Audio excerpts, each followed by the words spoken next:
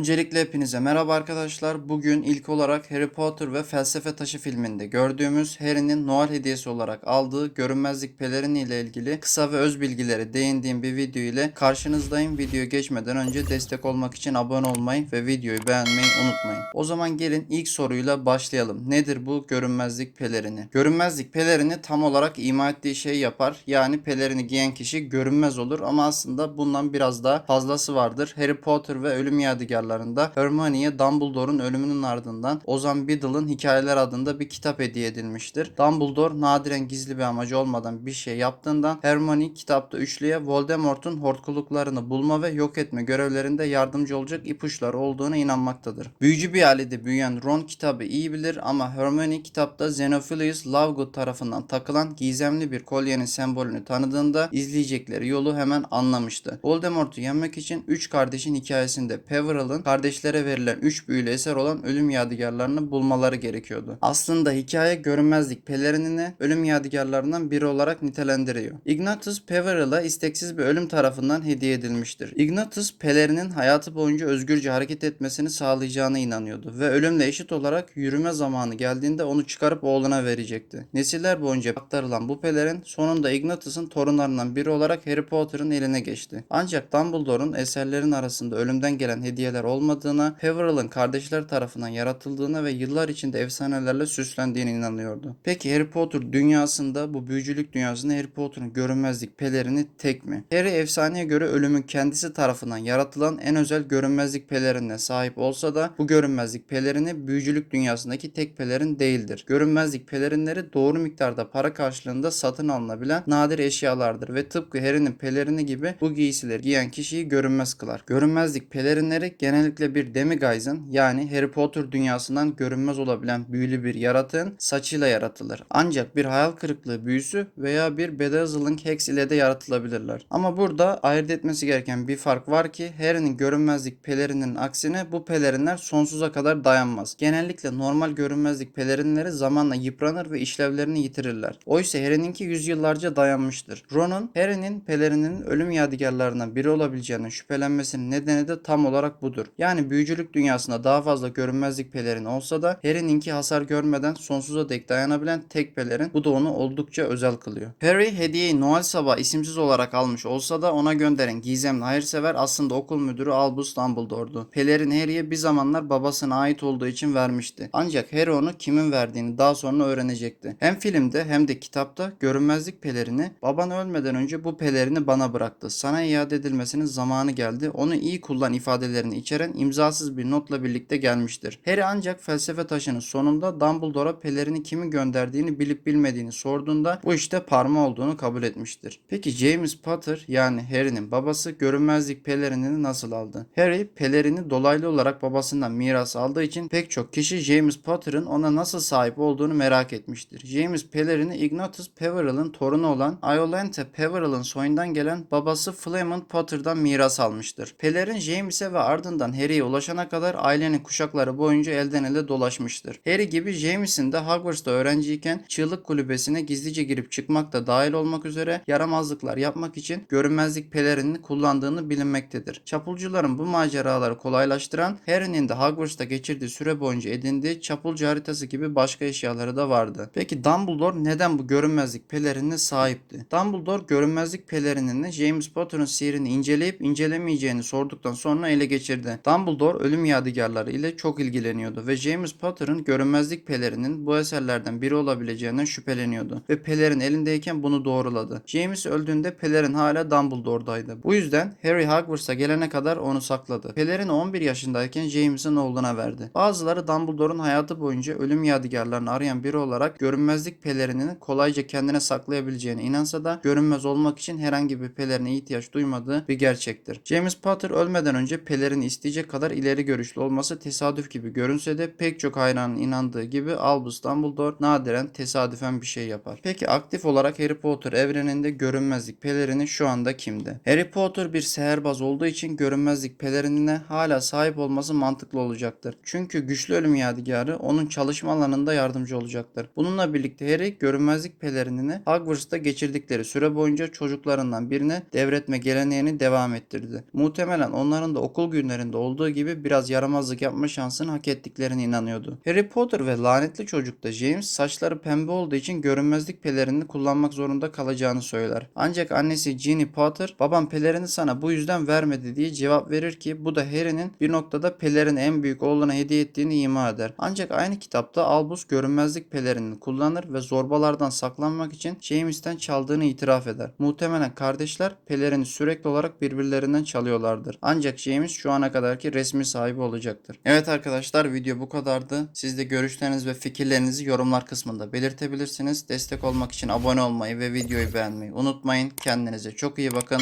Hoşça kalın.